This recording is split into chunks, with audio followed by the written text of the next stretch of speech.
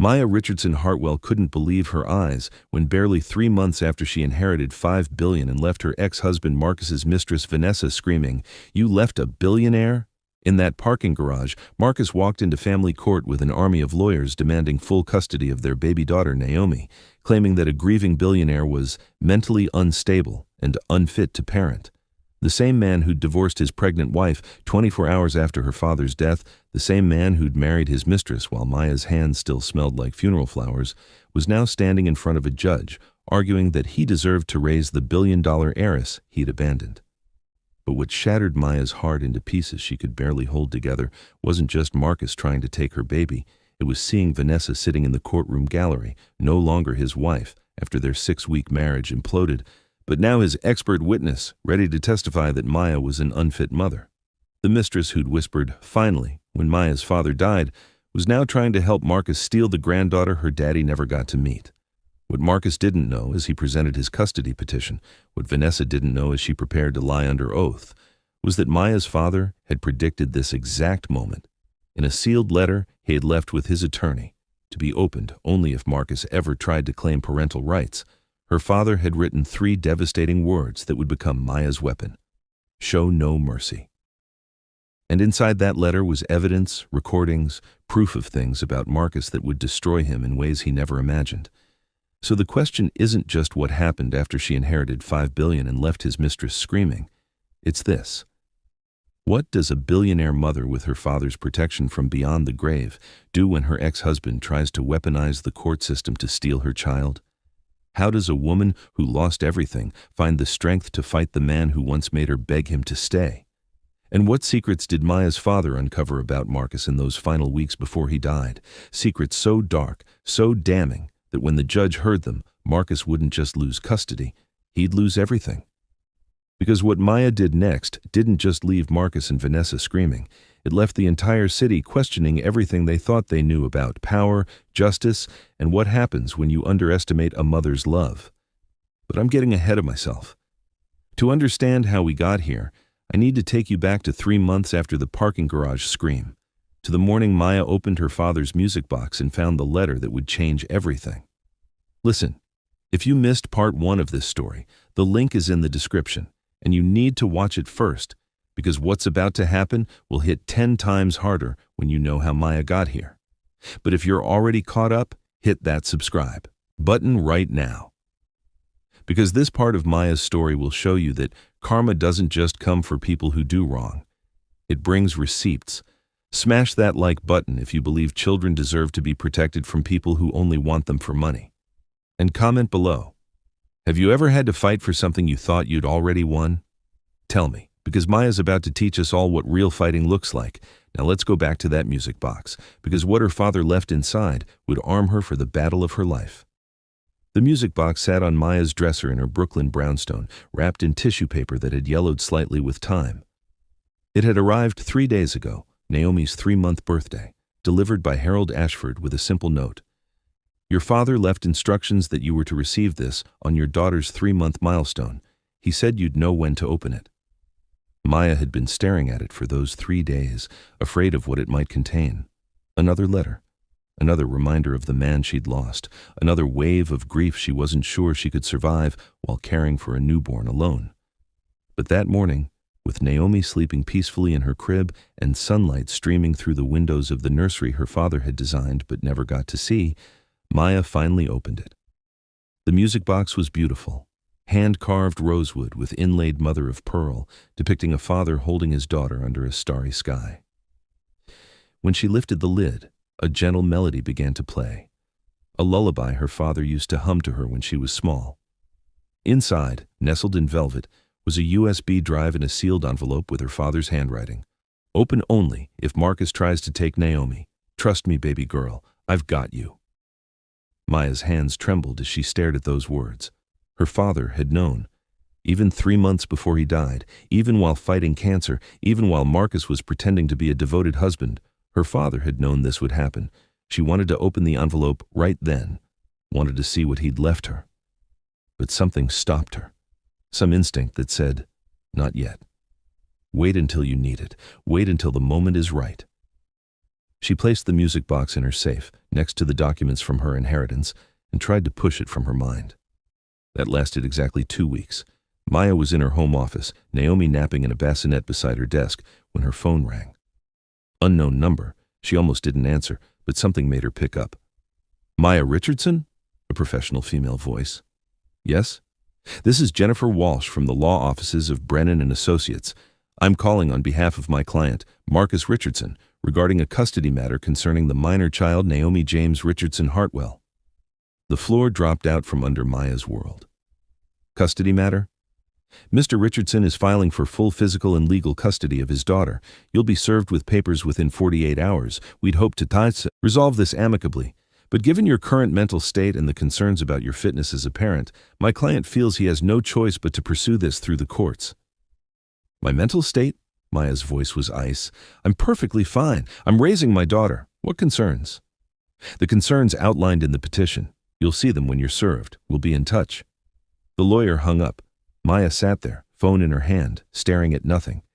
He was trying to take her baby, the man who'd abandoned her while she was pregnant, the man who'd married his mistress while her father's grave was still fresh. He was trying to take the only family she had left. Naomi stirred in her bassinet, making the small sounds that meant she'd wake soon.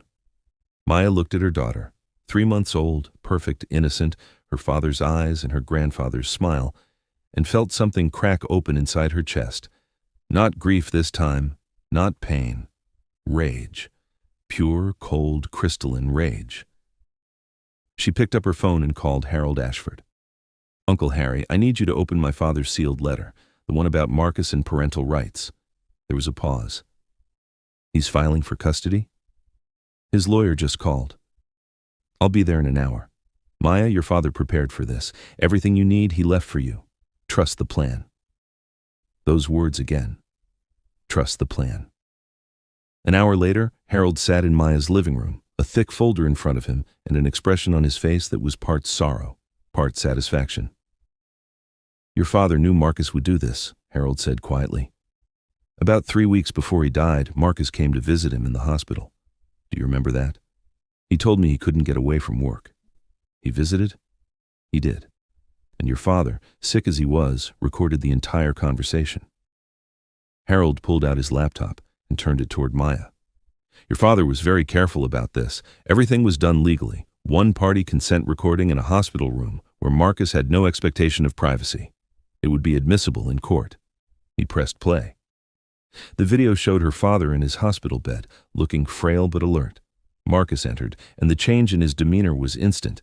Impatient, uncomfortable, checking his watch. Hey, James, how you feeling? Like I'm dying, Marcus. Because I am. Her father's voice was weak but steady. Right.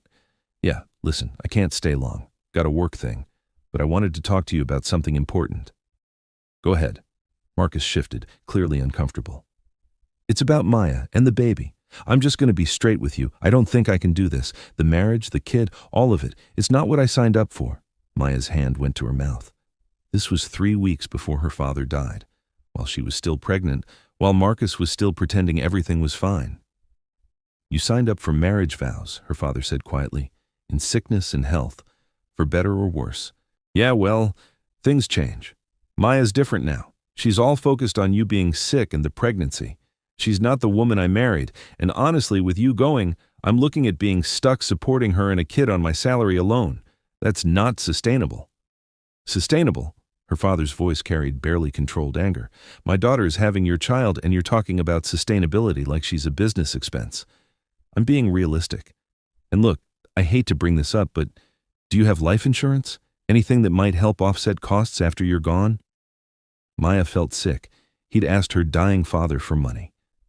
I have something better than life insurance, Marcus. I have clarity. I see exactly who you are now. And I want you to know something.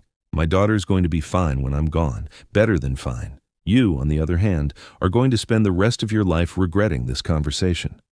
Whatever, man, I'm just being honest. So am I. Get out of my room. The video ended. Harold closed the laptop. That was recording number 1. There are 3 more, all equally damning. Your father also hired a private investigator who documented Marcus's affair with Vanessa. Dates, times, hotel receipts, everything. And here's the part Marcus doesn't know. Your father had his attorney send a letter to Marcus 6 weeks ago before Marcus filed for custody. What kind of letter? A letter offering him a one-time payment of $50,000 in exchange for signing away all parental rights to Naomi, permanently and irrevocably. No contact, no custody, no claims to her or her inheritance. Ever. Maya's eyes widened. What did Marcus say? He didn't respond. He threw the letter away. We know because the PI retrieved it from his trash.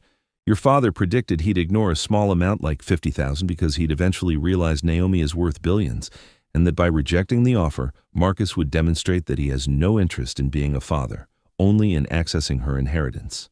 But he can't access it. The trust is ironclad. He doesn't know that. He thinks that with full custody he could control her assets as her guardian. What he doesn't realize is that your father named an independent trustee, me, who cannot be removed except by court order. Even if Marcus won custody, which he won't, he'd never touch a penny of Naomi's money. Harold pulled out the sealed letter. Your father's instructions were clear.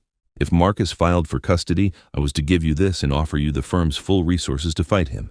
Every attorney, every private investigator, every expert witness we have, pro bono, because your father retained us on a $10 million fee, specifically for this purpose. Maya took the letter with shaking hands and opened it. The handwriting was shakier than usual. Her father had been very sick when he wrote this, but the words were clear. My darling Maya, if you're reading this, Marcus has shown his true colors. He's not trying to be a father. He's trying to be a thief. He sees Naomi as a paycheck, as access to wealth he was too stupid to keep when he had it. This is unforgivable. So I want you to listen carefully. Show no mercy. Use every piece of evidence I've left you. Expose him for what he is. Protect my granddaughter with everything you have. I know you're scared. I know you're tired. I know part of you still wants to believe Marcus has some good in him, but baby girl, sometimes the most loving thing you can do is be ruthless with people who threaten your child. Fight him, destroy his case, and when it's over, make sure he never ever has the power to hurt Naomi the way he hurt you. You are not alone in this. You have resources, you have evidence, you have me, even from beyond the grave, and you have something Marcus will never have, the truth. Use it, with all my love and faith in you, Daddy. P.S. Vanessa will try to help him. I've left evidence about her too. Remember, show no mercy. Maya read it 3 times, tears streaming down her face, her father's voice echoing in her head as clearly as if he were standing beside her. Show no mercy. She looked up at Harold. When's the custody hearing? Preliminary hearing is in 2 weeks. That's when Marcus will present his case for why you're unfit. And Vanessa? She's listed as a witness. Apparently, during their brief marriage, she documented things she claims show you in an unstable light. Text messages you sent, social media posts, that kind of thing. All taken out of context, I'm sure, but potentially damaging if not properly challenged. Maya stood, her decision made. Uncle Harry, I want you to do something for me. Anything. I want you to offer Marcus one more chance, one more payment, bigger this time. Let's say $5,000 to walk away permanently. Document his response carefully. Why? We have all the evidence we need to destroy him. Maya smiled, and it was her father's smile, the one that said she knew exactly what she was doing. Because when he rejects $500,000, when he holds out for more, it'll prove he's not interested in Naomi at all. He's interested in her billions, and that, Uncle Harry, is going to destroy him in court more effectively than anything else we could present. Harold's expression shifted to admiration. Your father would be so proud of you right now. He raised me well. Maya looked at the letter in her hands. Now let's show Marcus what happens when you threaten a Hartwell's family. 2 days later, Marcus received a certified letter offering him $500,000 to terminate his parental rights. His response came within 6 hours. Rejected. See you in court. Harold called Maya immediately. He took the bait. Good, Maya said, looking at Naomi sleeping peacefully in her arms. Now let's end this. The family courtroom was smaller than Maya expected, more intimate, which somehow made it worse. Every lie Marcus was about to tell, every accusation Vanessa was about to make, would happen just feet away from her, close enough to see their faces, to smell Marcus's expensive cologne, the one he'd never worn when they were married but started using when he met Vanessa. Maya sat at the plaintiff's table with Harold and 2 other attorneys from Hartwell and Associates. Across the aisle, Marcus sat with his lawyer, Jennifer Walsh, a sharp-eyed woman in her 50s who looked like she ate opposing counsel for breakfast. Behind them, in the gallery, sat Vanessa, dressed conservatively. Navy blue dress, minimal makeup, hair pulled back, trying to look like a concerned family friend, instead of the mistress who'd whispered, "Finally," when Maya's father died.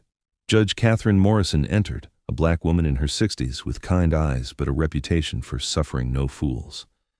"Be seated. We're here for the preliminary custody hearing in the matter of Richardson vs. Richardson Hartwell. Mr. Richardson is petitioning for full custody of the minor child, Naomi James Richardson Hartwell, currently 3 months old." Marcus's lawyer stood. "Your Honor, my client is here today because he's deeply concerned about his daughter's welfare.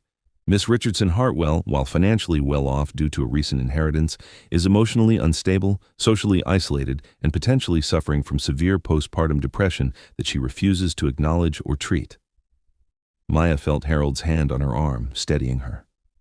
"Furthermore," Walsh continued, "Miss Richardson Hartwell has demonstrated erratic behavior, including blocking my client from seeing his daughter, making disparaging remarks about him on social media, and creating a toxic environment that prioritizes her own grief and trauma over the child's needs." "Your Honor," Harold stood smoothly, "I'd like to address these allegations directly, but first I'd like to establish some context about Mr. Richardson's interest in his daughter." "Proceed." "Mr. Richardson divorced Miss Richardson Hartwell when she was 6 months pregnant, exactly 24 hours after her father's funeral. He then married another woman, his former mistress, within 48 hours of the divorce being finalized. That marriage lasted 6 weeks before ending in divorce. During the first 3 months of baby Naomi's life, Mr. Richardson requested supervised visitation exactly twice, each visit lasting less than 30 minutes, and he left both visits early. He has never changed a diaper, never fed his daughter, never attended a pediatrician appointment. Until 2 weeks ago, when he filed this petition, he showed no interest in parenting whatsoever." Judge Morrison's expression shifted slightly. "Is this accurate, Mr. Richardson?" Marcus stood. "Your Honor, I was giving Maya space to grieve and bond with the baby. I didn't want to intrude during a difficult time." "You didn't want to intrude," the judge repeated slowly, "on your own daughter's life?" "I was being respectful of Maya's process." "I see. Ms. Walsh, what evidence do you have of Miss Richardson Hartwell's alleged instability?" Walsh pulled out a folder. "We have documentation from Ms. Vanessa Chen, who briefly lived with Mr. Richardson and observed Miss Richardson Hartwell during custody exchanges. We have text messages showing erratic behavior, social media posts that demonstrate—" "Your Honor," Harold interrupted, "I'd like to impeach Ms. Chen's credibility as a witness before we proceed with her testimony." "On what grounds?" "On the grounds that Ms. Chen is the woman Mr. Richardson committed adultery with during his marriage to Miss Richardson Hartwell, that she has a documented history of hostility toward my client, and that she has a vested financial interest in Mr. Richardson gaining custody." Walsh's face tightened. "Ms. Chen has no financial interest in this case." "Actually, she does." Harold pulled out his own folder.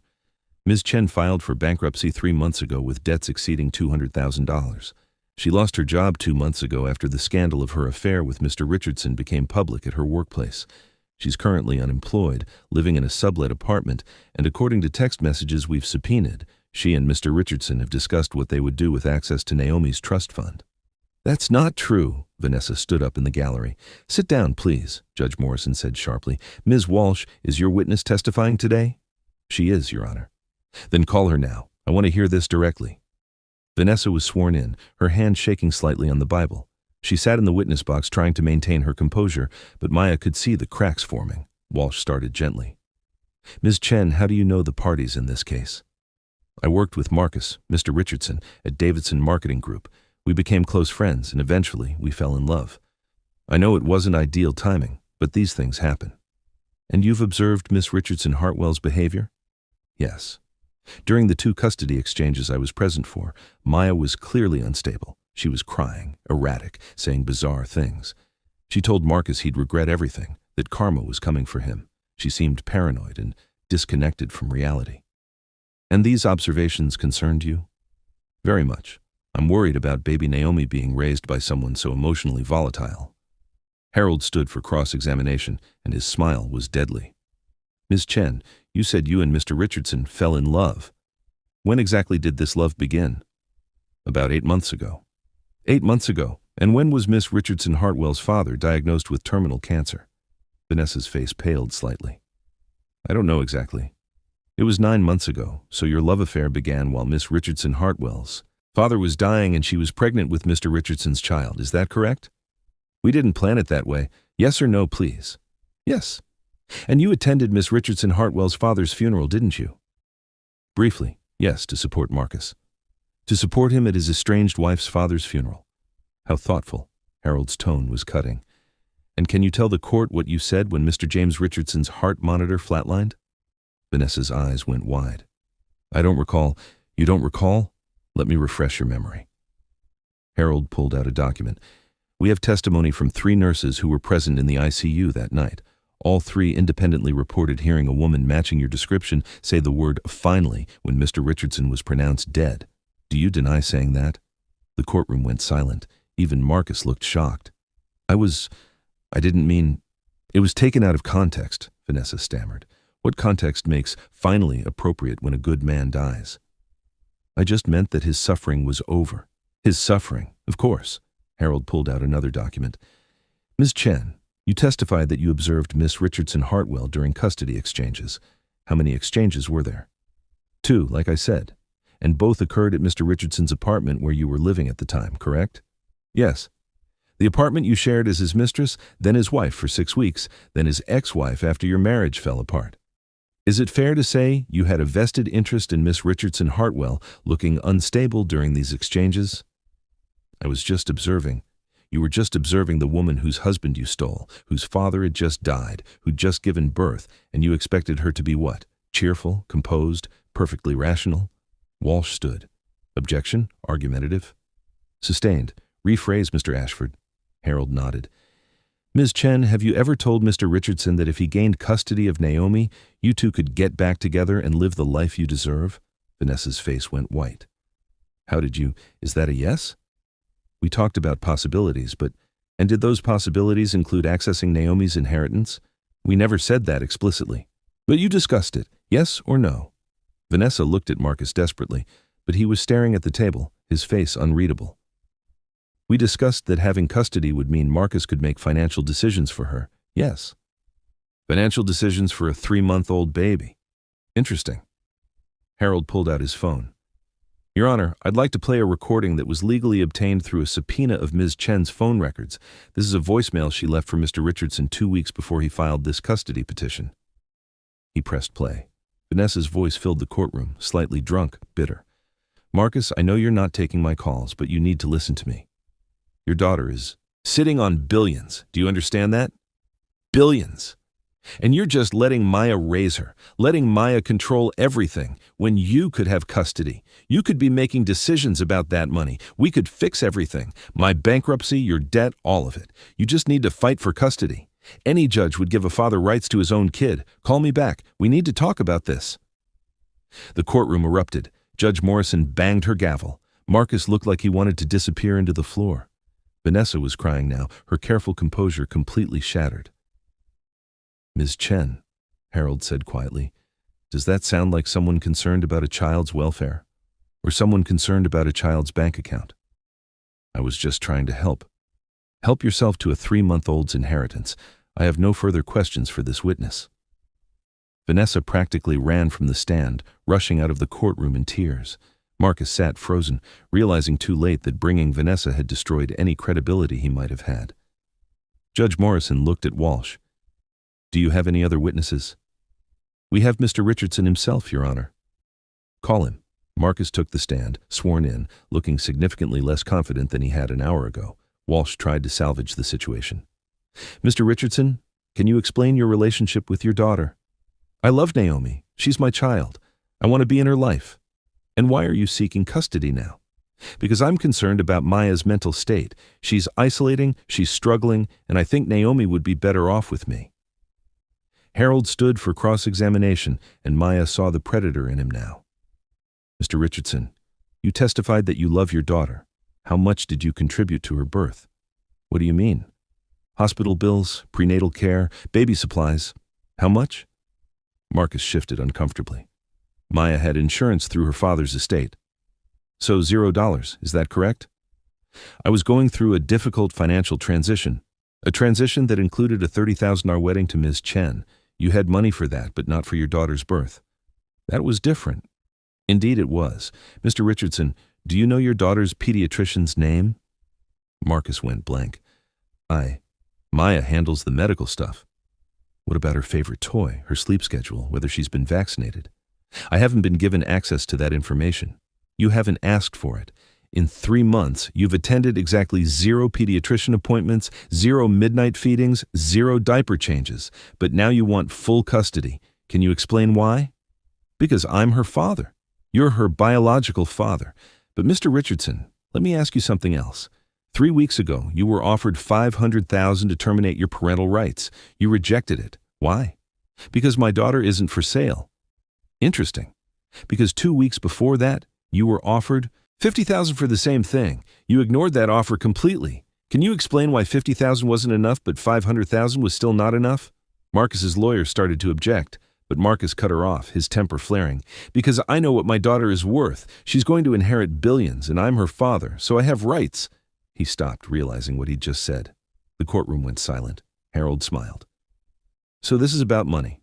Thank you for clarifying, Your Honor. I'd like to enter into evidence the recording we discussed earlier, the one where Mr. Richardson visits his dying father-in-law and asks about life insurance money. Objection! Walsh was on her feet. That recording is prejudicial. It's directly relevant to Mr. Richardson's motivations. Your Honor, this man asked his dying father-in-law if there was money that could offset the burden of supporting his pregnant wife. The court needs to hear who we're really dealing with, Judge Morrison considered. I'll allow it. Play the recording. The courtroom listened in horrified silence as Marcus's voice filled the space, asking James Richardson about life insurance, calling Maya and the baby unsustainable, treating his dying father-in-law like a potential ATM. When it ended, Judge Morrison looked at Marcus with undisguised disgust. Mr. Richardson, I've been a family court judge for 17 years. I've seen parents fight over custody for many reasons, some noble, some petty, some misguided. But I have never, in all my years, seen someone as transparently motivated by greed as you are right now. Your Honor, I love my daughter. You love her inheritance. There's a difference. Do you have any evidence, any at all, that Miss Richardson Hartwell is actually an unfit mother? Not that she's grieving, not that she's tired, not that she blocked you on social media after you married your mistress. Actual evidence of unfitness? Marcus looked at his lawyer desperately. Walsh stood. Your Honor, we believe the totality of circumstances. The totality of circumstances shows me a young woman who lost her father, was abandoned by her husband, gave birth alone, and is raising her child with dignity despite all of that. And it shows me a man who ignored his daughter for 3 months, rejected reasonable financial settlements, and only became interested in parenting when he learned about her inheritance. Judge Morrison closed the file in front of her. Mr. Richardson, I'm denying your petition for custody. Furthermore, I'm ordering a psychological evaluation before you're granted even supervised visitation. And I'm referring this case to the court's fraud investigation unit because I believe you filed this petition in bad faith with the intent to access a minor child's finances. Marcus went white. Your Honor, please. We're done here. Miss Richardson Hartwell retains full custody. Mr. Richardson, you're lucky I'm not holding you in contempt for wasting this court's time. We're adjourned. The gavel came down like a gunshot. Maya sat perfectly still, barely breathing as the reality sank in. She'd won. Her baby was safe. Marcus stood shakily, his lawyer whispering urgently to him, but he wasn't listening. He was staring at Maya with an expression she'd never seen before, complete and utter defeat. Harold leaned over. Your father would be so proud of you. Maya nodded, unable to speak past the lump in her throat. She gathered her things and walked toward the exit, where her security detail waited to escort her home to Naomi. As she passed Marcus in the aisle, he grabbed her arm. Maya, wait, please, I made a mistake. I panicked about money. But I do love Naomi. Please don't cut me out completely. Maya looked at his hand on her arm, then at his face, and she remembered every moment. The hospital room where her father died while Marcus texted about work, the courthouse where he'd married Vanessa while Maya was still reeling from grief, the 3 months of Naomi's life he'd ignored completely. She pulled her arm free. You're right about one thing, Marcus. You did make a mistake. Actually, you made several, but the biggest one was thinking I was weak, thinking I'd fold, thinking my daughter was a prize you could claim whenever you felt like it. Her voice was quiet, deadly calm. My father taught me something important. He taught me that mercy is for people who deserve it, and you don't. She walked out of the courtroom, leaving him standing there, broken and alone. Outside, the afternoon sun was bright, almost blinding after the dim courtroom. Maya stood on the courthouse steps, breathing in the spring air, feeling lighter than she had in months. Her phone buzzed, a text from the nanny. Naomi just rolled over for the first time. She's so strong, just like her mama. Maya smiled through tears, looking up at the sky, imagining her father somewhere out there, smiling back. "We did it, Daddy," she whispered. "We won."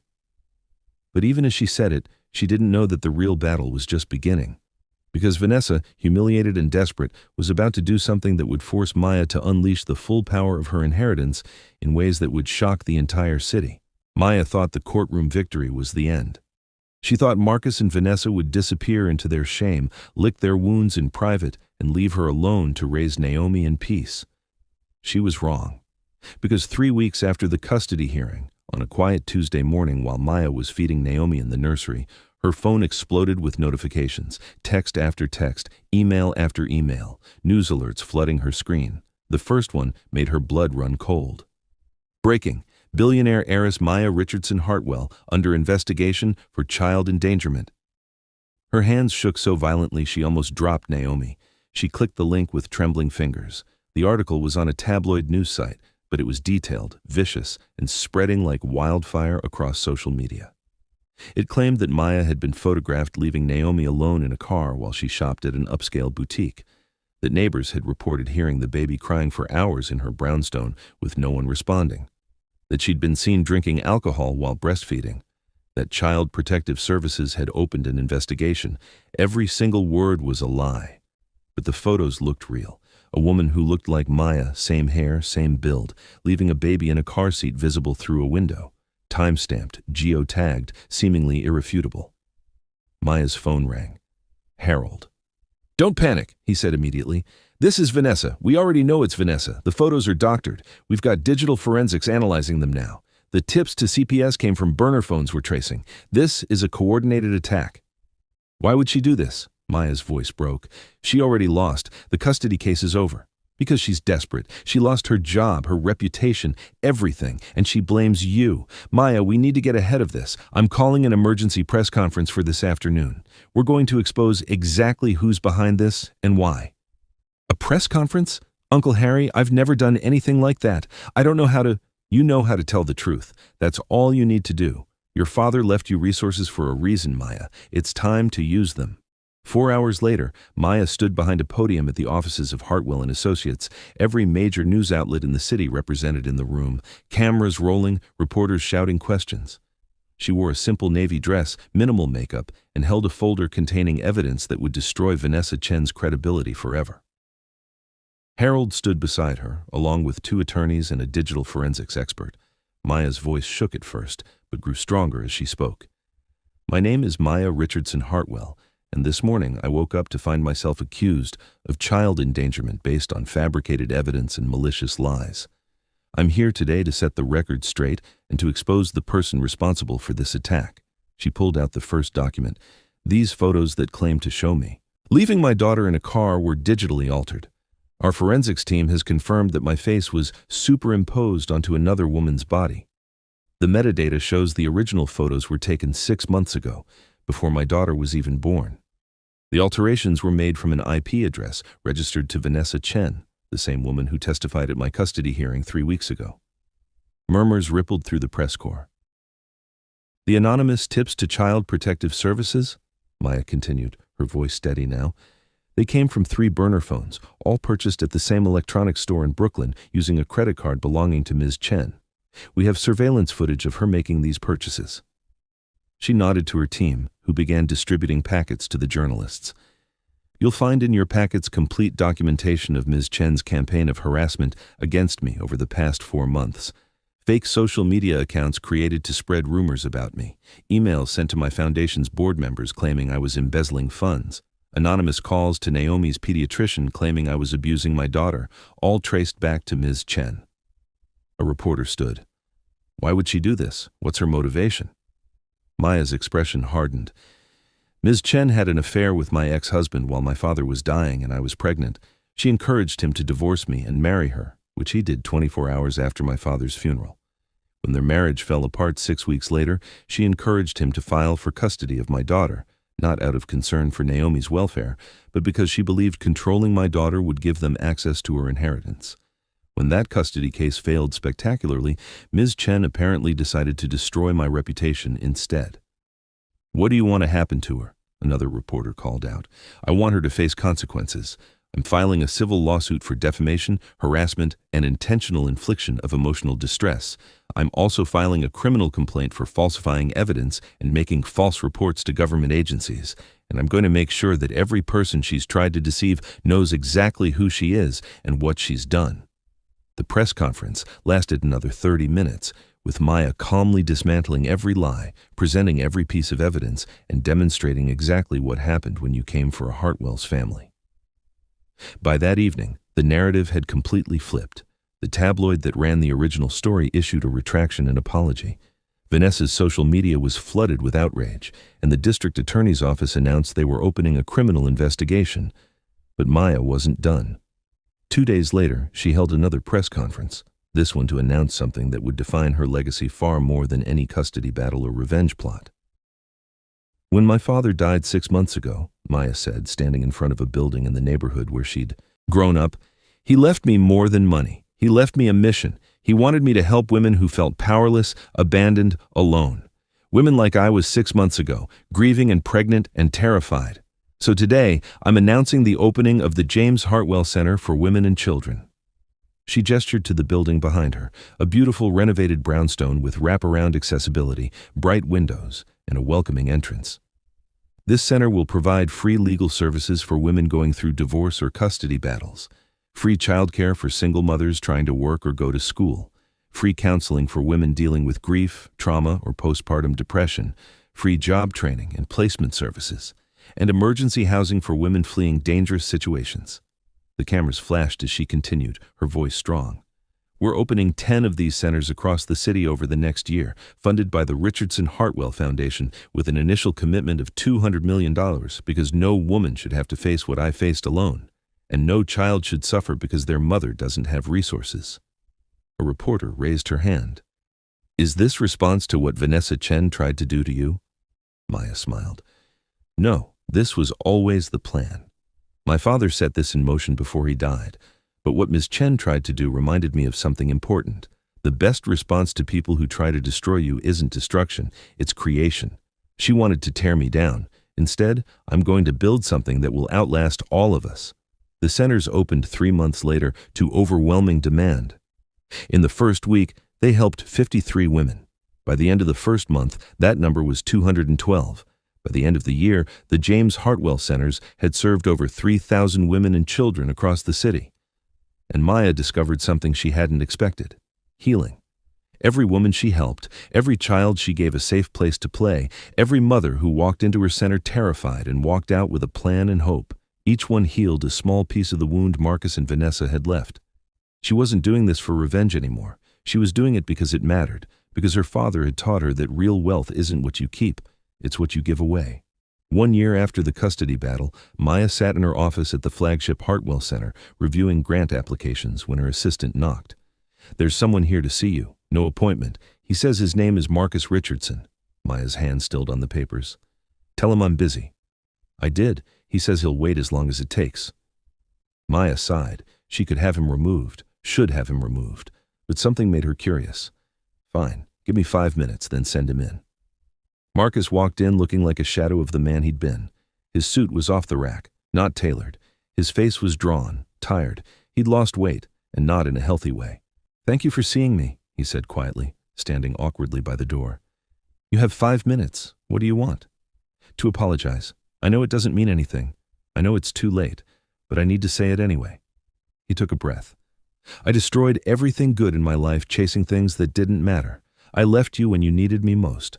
I tried to take Naomi not because I loved her, but because I was greedy and desperate. And I let Vanessa convince me to do terrible things because I was too weak to think for myself." "Is that it?" No, I also wanted to tell you that you were right about everything, and your father was right about me.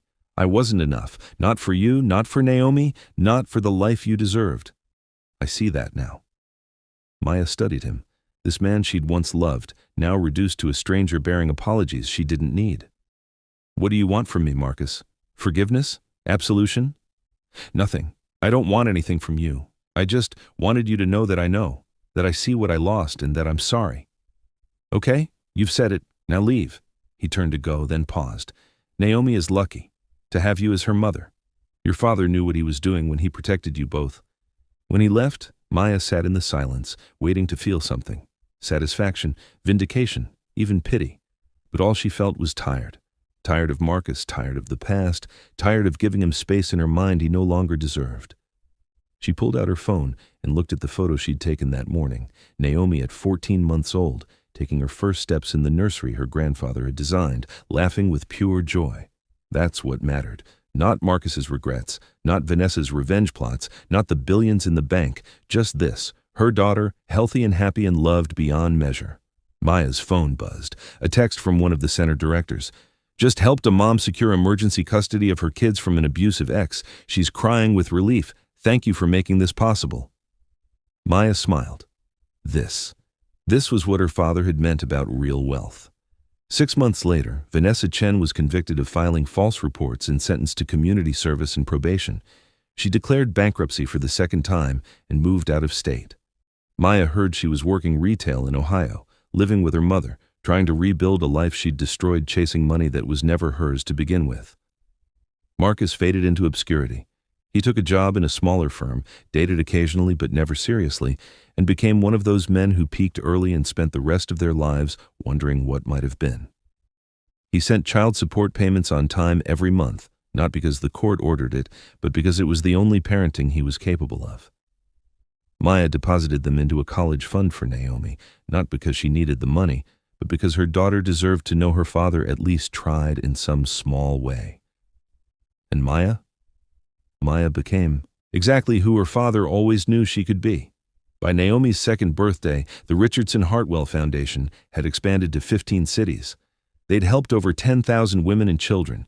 They'd changed laws, influenced policy, and created a model for community support that other organizations began to replicate. Maya was featured on the cover of Time magazine as one of the 100 most influential people in philanthropy. Forbes called her the billionaire who's changing how America supports struggling families. She gave speeches at conferences, testified before Congress, and used every ounce of her resources and influence to make sure no woman felt as alone as she'd felt that day in the courthouse watching Marcus sign divorce papers. But her favorite moments were still the small ones, reading to Naomi before bed in her father's old jacket that still faintly smelled like him, teaching her daughter to be kind, generous, strong, showing her the portrait of her grandfather in his janitor's uniform and telling her, this is what real success looks like, not the money, the character. On the 5th anniversary of her father's death, Maya took Naomi to the cemetery. Her daughter was 5 now, bright and curious and full of questions. Mama, why are we visiting Grandpa James if he's in heaven? Because his body is here, baby, and we want to honor it, want to tell him thank you. Thank you for what? Maya knelt beside her daughter, running her fingers over the headstone that read, James Hartwell Richardson, janitor, father, hero. Thank you for teaching me that the people who leave you are just making room for you to become who you were always meant to be. Thank you for protecting us even when he was gone, and thank you for showing me that real power isn't taking revenge on people who hurt you, it's building a life so beautiful they become irrelevant. Naomi didn't fully understand, but she nodded seriously and placed the yellow roses they'd brought on her grandfather's grave. As they walked back to the car, Naomi slipped her small hand into Maya's. Mama, when I grow up, I want to help people like you do. Maya squeezed her daughter's hand, tears pricking her eyes. Then you will, baby, because that's what Hartwells do. We don't just inherit money, we inherit purpose. That night, after Naomi was asleep, Maya sat in her study looking at the letter her father had written 5 years ago. The one that said, show no mercy. She'd misunderstood it at first, thought it meant destroy them, make them suffer, take revenge. But now she understood what her father really meant. Show no mercy to the voice in your head that says you're not enough. Show no mercy to the people who try to limit you, diminish you, steal from you. Show no mercy to the systems that keep women powerless, but show tremendous, endless, boundless mercy to yourself. Mercy to grieve, mercy to heal. Mercy to build the life you deserve instead of the life others tried to force on you. That was the real victory. Not that she'd destroyed Marcus and Vanessa, though she had thoroughly and completely, but that she'd built something so meaningful, so powerful, so transformative that they simply didn't matter anymore. They'd tried to take everything from her. Instead, they'd given her the freedom to become extraordinary. And as Maya turned off the light and checked on Naomi one last time before bed, she whispered into the darkness, "Thank you, Daddy, for everything. I finally understand what you were trying to teach me all along." Outside her window, the city lights sparkled like stars, full of women whose lives she'd changed, children whose futures she'd secured, and a legacy that would outlive all of them. Marcus had left a billionaire for a mirage. Vanessa had destroyed a woman she thought was weak. And Maya had inherited 5 billion and used every penny to prove that the best revenge isn't revenge at all. It's becoming so powerful, so purposeful, so whole that the people who tried to break you can't even touch the life you've built. That's what real wealth looks like. And Maya Richardson Hartwell finally, beautifully, completely understood. Final viewer engagement. So let me ask you something. Have you ever had someone walk out of your life and later realize it was the best thing that could have happened to you? Have you ever been betrayed by someone you trusted, only to discover that betrayal made room for something better? Or have you ever watched someone who hurt you face the consequences of their own choices and felt not anger, but peace? Drop your story in the comments right now. I want to hear about the Marcus or Vanessa in your life and how you survived them. Because Maya's story isn't just her story. It's the story of everyone who's ever been told they weren't enough and had to prove the world wrong. And here's my question for you. If you inherited 5 billion tomorrow, what would you do with it? Would you live lavishly, start a business, change your community? Tell me in the comments. Be specific. Because dreams don't become real until you speak them out loud. Now, where are you watching this from? Are you in Lagos watching this at 2 a.m. when you should be sleeping? Are you in New York listening to this on your commute? London, Dubai, Manila, Tokyo? Drop your city in the comments. I want to see how far Maya's story has traveled across the world. And listen, if this story moved you, if it made you cry or cheer or believe that good people can win, you need to hit that subscribe button right now. Seriously. Click it. And here's the important part. Turn on that notification bell. Because I post stories like this every week. Stories about karma, justice, people who thought they got away with something until they didn't. And if you don't have notifications on, YouTube won't tell you when the next one drops, and you'll miss it. Hit that like button if you believe that living well is the best revenge. Share this video with someone who needs to hear that their value isn't determined by the people who walked away. And remember what Maya's father taught her. You are never alone. You are never poor. You are never powerless. You just might not know it yet. Thanks for watching. And remember, the people who underestimate you are doing you a favor.